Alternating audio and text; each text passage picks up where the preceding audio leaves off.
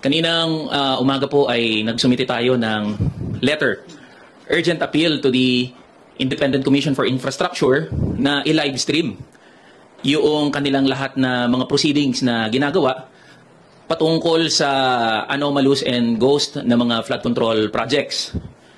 Alam niyo po kasi maraming nagtatanong bakit parang tinatago? Bakit may parang pinagtatakpan dito sa ICI proceedings? Una, hindi naman yan korte na dumidinig sa mga personal at individual o pribado na mga kaso. Yan ay binuo upang pag-usapan at talakayin yung kagimbal-gimbal nga na anomalous and ghost flood control projects. At ang pinag-uusapan natin dito, daang bilyong piso and probably trillions of pesos. With that magnitude of public resources involved, usapin niya ng public interest. Malinaw na nakasulat sa ating saligang batas, public office is a public trust.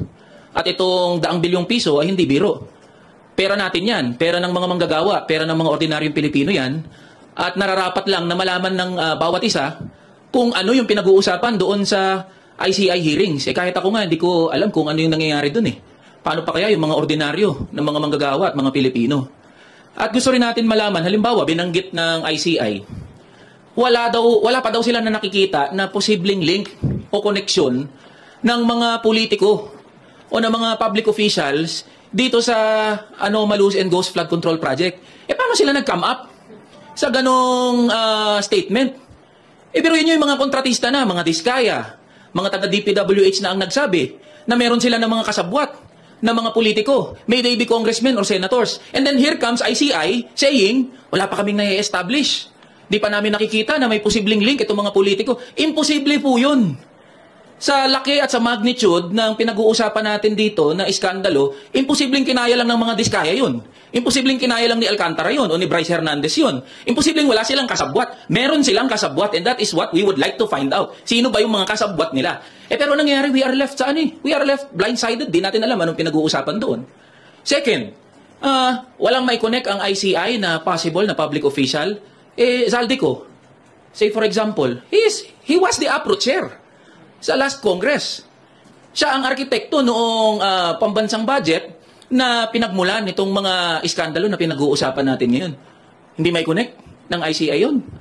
And take note, under oath yung sinasabi ng mga kontratista at ng lahat ng sangkot dito sa anomalous and ghost flood control project.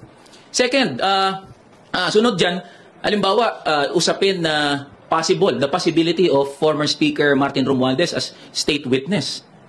Paano nag-come up doon? Diba? Ano ba pinag-uusapan? Ano yung mga tinatanong doon sa ICI hearings? We would like to find out. Ngayon, kung mananatili ang ICI na sarado sa publiko, hindi natin masisisi ang mga Pilipino na pagdudahan at mawalan ng interes, mawalan ng tiwala sa proceedings ng Independent Commission for Infrastructure. Mali ata yung pagkaintindi ng ICI sa salitang independent. When you say independent, dapat impartial. Hindi independent na kayo-kayo lang yung nag-uusap dyan sa ICI. Dapat lahat tayo involved dyan. And that is what we would like to, we are appealing to the ICI na i-live stream nyo ho ang mga proceedings, mga hearings. Gusto naming malaman anong pinag-uusapan nyo dyan. Gustong malaman ng mga manggagawa at ordinaryong Pilipino kung paano yung takbo ng ICI hearings. So yan yung rason kung bakit tayo pumunta kanina sa ICI. Pangalawa, nag-file tayo ngayon ng authorizing the Secretary General of the House of Representatives para doon maka-access ang publiko, interested parties, groups or individuals doon sa Statement of Assets, Liabilities, and Net Worth. So this is in line doon sa binanggit na rin at ginawa na rin ng Ombudsman na pagsasapubliko ng SALN ng public officials. So to those interested parties, groups, individuals na gustong maka-access po ng SALN ng kinatawang ito, welcome po kayo na busisiin o makakuha ng copy ng aking SALN. At we urge our fellow colleagues, our colleagues in the House of Representatives na to do the same, to authorize the Secretary General na isapubliko yung mga SALN ng ating mga kasamahan. After all, kung wala naman tinatago, sa publiko na, ipakita na sa publiko kung ano yung laman ng SALN. Dapat kasi maging kahiyahiya ang korupsyon Dapat maging kahiyahiya yung usapin ng extravagant and lavish lifestyle ng mga public servants. Yun ang ano natin, yun ang punto natin dito. So, we urge our colleagues na to do the same, to follow. May mga nauna na ng mga House members na isinapubliko ang kanilang SALN. And so, ayun. I am open for questions sa ating mga kaibigan sa media. Ako na lang po muna. Yes po. Kung dun muna sa ICI po. So kahapon po nag-withdraw na nga daw po ng cooperation yung mga Diskaya from cooperating with the inquiry. Doesn't this hammer home the point na toothless or useless yung ICI? Kasi for one, di na nga public yung hearings. At pangalawa, kayang mag-walk away ng mga Diskaya from cooperation just like that. Yes, tama. Walang pangil, walang kapangyarihan yung ICI. Nagiging isang malaking PR na lang yan. At hindi natin masisisi yung mga tao kung tinitignan yan na parang nag-whitewash na lang. O parang may pinoproteksyonan na kaalyado ng administrasyon. Uulitin ko, sa laki nga sa magnitude ng public resources involved. Ba't wala pa napapakulong hanggang ngayon? Very consistent naman kami doon sa sinasabi namin, along with other minority members, na kung gusto talaga ng administrasyon na may mapanagot, even without the ICI, the President can mobilize the entire instrumentalities of the government. Ombudsman, NBI, lahat pakilusin niya. Ang dami nang po pwedeng tuntungan eh. Meron ng mga pronouncement under oath, yung mga kontratista, meron na rin mga publicly available documents, so we can establish a case. And problema hanggang ngayon, yan pa rin. Pahaba ng pahaba yung mga hearing, mas nalilito ang mga tao, ano na ang nangyayari. So, tapos sinabi pa ni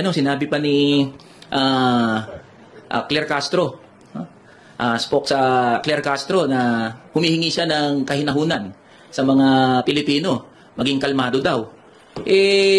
Masisisi po ba natin ng mga Pilipino at mga manggagawa na hindi magiging kalmado kung nakikita nila na itong mga proceedings, especially ng ICI, walang pinatutunguhan?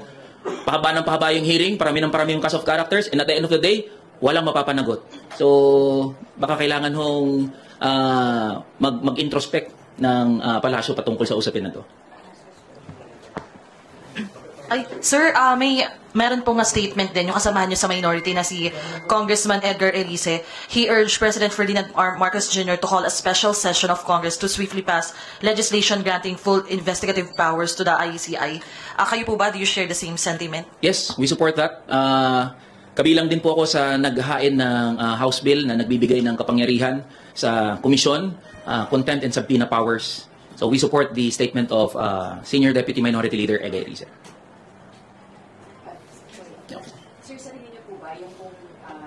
Sa tingin niyo po, yun pong pag-refuse ng mag-asawang Diskayas na makipag-cooperate sa ICI, mahihikayat din yung ibang witnesses at saka yung iba pa pong mga ipapasabina na tumanggi ring makipag-cooperate sa ICI dahil wala nga pong sapat na kapangyarihan yung ICI. Yes, tama yun.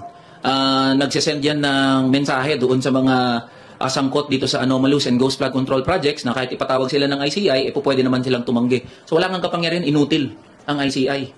At hindi ko masisisi ang mga manggagawa at ordinaryong Pilipino, and that is my belief, na parang walang kwenta, walang silbi na itong ICI. Hanggat walang nakukulong, hanggat walang napapanagot, even contempt powers, ano na lang yan, lokohan na lang yan. Yan ang nangyayari dyan sa ICI. Again, that is our challenge to ICI. I-live stream nyo kung wala kayong tinatago, i-live stream nyo yan. Hindi sapat na sasabihin yung nakatape, hindi sapat na every hearing, lalabas na lang yung executive director at magre-report anong inabot ng ICI proceedings. And my last message is sa mga kamanggagawa natin, mga ordinaryong Pilipino, kung kayo po ay galit, kung kayo po ay talagang naiinis sa mga nangyayari, yan po, pwedeng mag-ingay, mga lampag, mismo sa harap ng ICI, kalampagin natin hanggang magising yung mga miyembro ng ICI.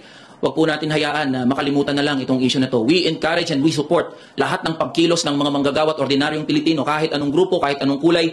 This representation is encouraging mass protests patungkol dito sa korupsyon at issue ng anomalous and ghost flood control project.